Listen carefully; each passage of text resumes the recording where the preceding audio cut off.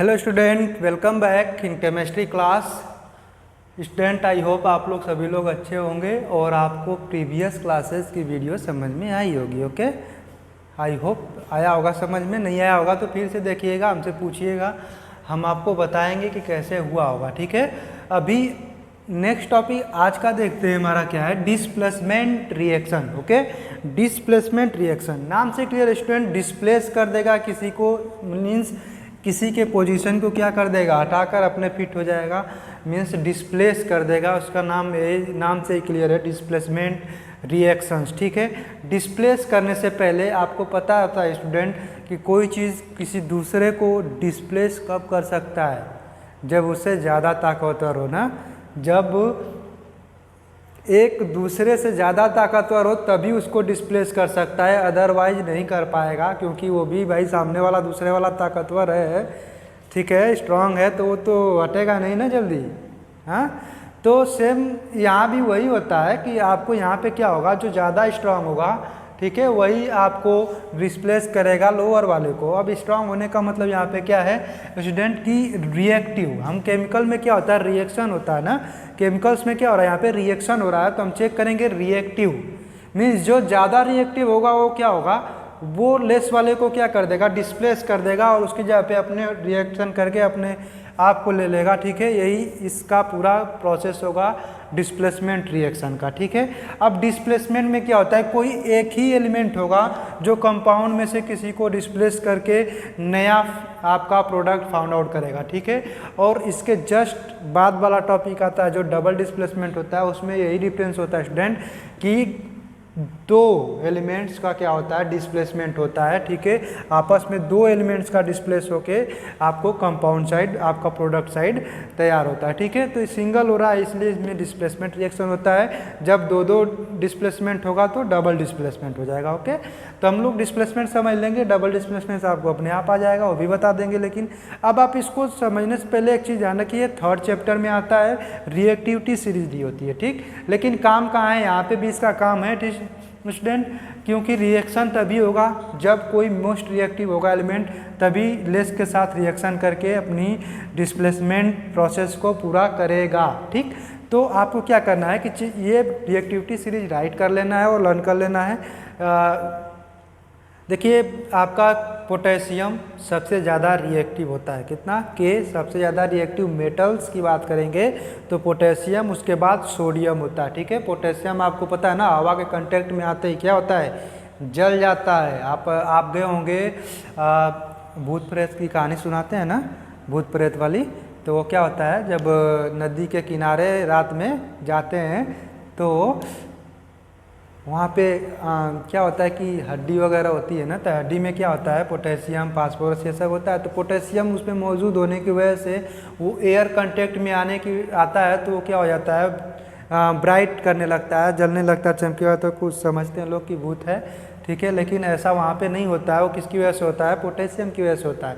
Potassium क्या होता है स्टूडेंट, बहुत ही ज़्यादा रिएक्टिव होता है, एयर कांटेक्ट में आते ही क्या होता है, बर्न करने लगता है, एयर से फ्रिक्शन होके। ठीक है, हवा चलेगी, पोटेशियम है वो बर्न कर जाएगा। ठीक है, और ऐसा आप सुने भी होंगे कि जो पूजा वगैरह में यूज करते हैं ना, वो आग मंगाने के लिए, वो भी शायद इसी का यूज करते थे।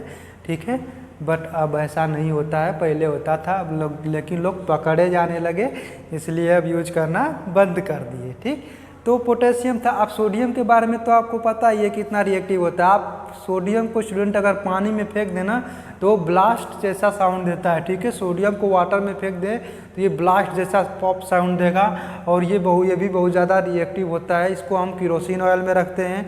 ठीक है, सोडियम को। तो स्टूडेंट उसके बाद है कैल्शियम आपका। ठीक है, फिर मैग्नीशियम, एल्युमिनियम, जिंक, आयरन। ठीक है, ऐसे आप करके रिएक्टिव सीरीज को लर्न कर लेंगे। जितना नीचे जाएंगे रिएक्टिविटी उसकी कम होती जाएगी, और सबसे ऊपर वाला मोस्ट रिएक्टिव होगा। अब यहाँ पे देखिए स्टूडेंट, आपको पता होना चाहिए मैग्नीशियम कॉपर से क्या होगा, अगर ज़्यादा रिएक्टिव होगा तभी ये रिएक्शन होगा, अदरवाइज नहीं होगा। और यही आपको फंसाने के लिए क्वेश्चन एग्जाम में कभी कभी पूछ देता है। इसको कॉपर सल्फेट, आपको कॉपर और मैग्नीशियम सल्फेट दिया रहेगा। ठीक, मान लीजिए हम कॉपर दिए हैं और मैग्नीशियम सल्फेट दिए हैं। ठीक, MgSO 4। अब इसको रिएक्शन कराएंगे तो क्या होगा, क्या इसको आप रिएक्शन कराएंगे स्टूडेंट तो होगा क्या, नहीं होगा, कभी भी नहीं होगा। क्यों? क्योंकि कॉपर जो है क्या है, मैग्नीशियम को कभी भी डिस्प्लेस नहीं कर पाएगा, क्योंकि कॉपर लेस रिएक्टिव है। देखिए कॉपर यहाँ आता है और मैग्नीशियम क्या यहाँ पे आता है, ये ज़्यादा रिएक्टिव है और ये कम रिएक्टिव है, तो ये ज़्यादा रिएक्टिव को कभी भी डिस्प्लेसमेंट यानी डिस्प्लेस नहीं कर पाएगा। ठीक है, तो यहाँ पे आपको डिस्प्लेसमेंट अगर आप पढ़ रहे हैं तो फॉर्म कीजिए, क्या बनेगा बताइए, MgCuSO4 क्या बनेगा, MgSO4 प्लस कॉपर, यही तो बनेगा MgSO4 प्लस कॉपर। इसमें आयरन क्या हो जाएगा, FeSO4 plus HCl plus Fe iron. देखिए इसको किसको डिस्प्लेस करेगा स्टूडेंट, इसमें देखिए कौन सा है, पॉजिटिव वाला कौन सा है, Fe। देखिए मेटल से भी क्या होते हैं, पॉजिटिव्स होते हैं ना। आपको पता है प्रीवियस क्लास में आपको बताया था कि क्लास 9th में आपको कि जो पॉजिटिव साइंस के साथ होते हैं वो मेटल्स होते हैं, निगेटिव्स वाले नॉन मेटल्स होते हैं, उसी में जो एक मिक्स होते हैं वो क्या होते हैं, मेटलॉइड्स होते हैं। तो इसमें जो भी पॉजिटिव देखिए हाइड्रोजन पे प्लस पॉजिटिव है, इसलिए हम इसको इस साइज में रखे गए हैं, लेकिन अभी तक हाइड्रोजन को कोई बता नहीं पाया है कि ये क्या है। ठीक है, लेकिन प्लस साइन है तो भाई इसके साइड रख लेते हैं, ठीक है कोई बात नहीं। तो HCl प्लस Fe क्या करेगा, हाइड्रोजन से ज़्यादा रिएक्टिव है कि नहीं, देखिए हाइड्रोजन यहाँ पे है और आपको देखिए Fe कहाँ है, इस यहाँ पे, तो Fe ज़्यादा रिएक्टिव है तो Fe क्या करेगा, हाइड्रोजन को डिस्प्लेस करके और Cl के साथ अपने फिट हो जाएगा। और सीधे सीधे बात है कि Fe, और देखिए FeCl तो नहीं बनेगा, Fe पे पावर कितना होता है, 2 वैलेंसी होती है और क्लोरीन पे -1 होती है, तो इस पर भी क्या है, इस पर 2 पे यहाँ से करेंगे तो -2 यहाँ पे हो जाएगा। ये आपको कंपाउंड बनाना भी बताया हूँ। ठीक है, तो FeCl2 अगर आप स्टूडेंट आपको नहीं पता होगा तो कमेंट में लिखिएगा कि आपको ये चीज़ नहीं पता है, मैं एक बार इसके लिए अलग वीडियो बनाऊंगा आपको और उसमें भी कंपाउंड बनाना आपको सिखा दूंगा। ठीक है, तो FeCl2 ये कैसे हो गया आपको समझ में आ गया होगा। प्लस हाइड्रोजन को स्टूडेंट आप हमेशा कितना लिखते हैं, H2 लिखते हैं, अगर अलग से लिखेंगे तो सिर्फ H नहीं लिखते हैं, तो हाइड्रोजन गैस इवॉल्व होगी, मीन्स FeCl2 प्लस H2। अब एक चीज़ ध्यान रहे होंगे कि आपको बैलेंसिंग तो याद आ ही गया होगा, क्योंकि HCl और Fe इधर FeCl2 और H2 है, मीन्स इसको बैलेंस करने के लिए इधर 2 का मल्टीप्लाई आपको करना पड़ेगा, तो 2H 2Cl मीन्स Cl2 भी हो जाएगा, H2 भी हो जाएगा, काम हो जाएगा। ठीक, अब आगे देखते हैं स्टूडेंट, फोर्थ है CuCl2 प्लस Pb।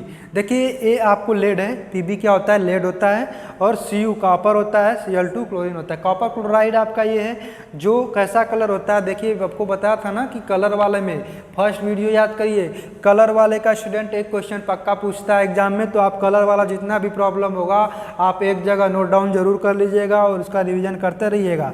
देखिए CuCl2 जो है ग्रीनिश का सॉल्यूशन है, कैसा है, ग्रीनिश है, हरा टाइप का है। ठीक है, प्लस लेड जो है ग्रे सॉल्यूशन है। ठीक है, कैसा लिए हैं, अगर ग्रे लिए हैं तो आपको बताना है कि क्या होगा इसका रिएक्शन करने के बाद, तो ये डिस्प्लेसमेंट रिएक्शन है। Pb देखिए ज़्यादा रिएक्टिव है, देखिए Pb कहाँ है स्टूडेंट, लेड का कहाँ है, देखिए पोजीशन यहाँ पे। ठीक है, और आपका कॉपर का कहाँ पोजीशन है, यहाँ पे। ठीक है, तो Pb क्या है, ज़्यादा रिएक्टिव है तो कॉपर को डिस्प्लेस कर सकता है, तो PbCl2 plus copper, PbCl2 plus copper. अब आप बताइए PbCl2 जो आएगा, अब यही पूछता है क्या होता है, तो PbCl2 student lead chloride colourless हो जाता है, क्या हो जाता है, कलरलेस हो जाता है। ठीक, बट कॉपर तो कुछ होगा ना, ये ग्रीनिश ग्रे, तो कॉपर का स्टूडेंट क्या आएगा आपका,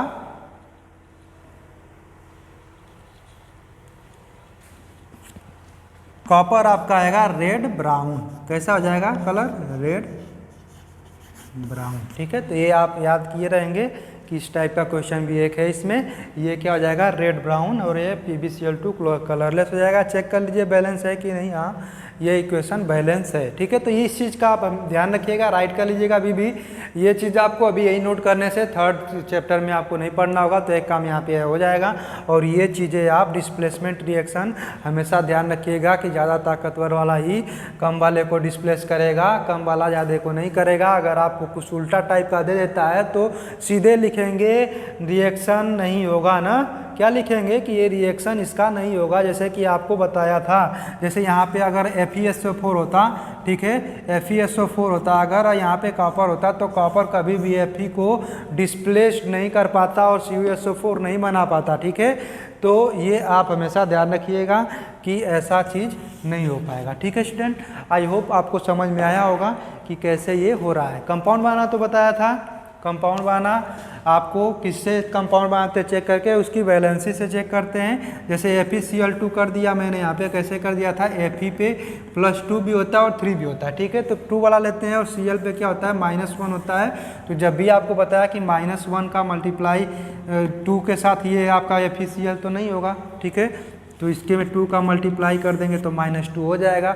और जब आप इसके साइन में यानी कि आयंस में मल्टीप्लाई करते हैं तो उसको नीचे करते हैं, और जब एटम से करते हैं तो कॉफिशिएंट में करते हैं। देखिए यहाँ पे एटम्स में मल्टीप्लाई किया गया है तो इसलिए यहाँ पे कॉफिशिएंट में लिखा गया है। अगर आप कहाँ करेंगे, उसके आयंस में मल्टीप्लाई करके बैलेंस करने की कोशिश, कंपाउंड बनाएंगे तो FeCl आपको यहाँ पे मल्टीप्लाई करना होता है। बस यही बताया था आपको, और फिर भी आपको नहीं आया तो ज़रूर कमेंट कीजिएगा, मैं बताऊंगा, ठीक है स्टूडेंट। तो ये आप नोट डाउन कर लीजिए, समझ लीजिए। नेक्स्ट वीडियो में मैं आपको बताऊंगा डबल डिस्प्लेसमेंट रिएक्शंस और भी some important reactions on the basis of chemical reaction and equations and balancing. इसमें भी आपको बहुत सारे ऑक्सीडेशन रिडक्शन भी आता है इसी में, ठीक है। तो उस सब भी हम लोग आगे नेक्स्ट वीडियो में देखेंगे। Thank you so much for this class. Bye bye, मिलते हैं नेक्स्ट क्लास में, बाय।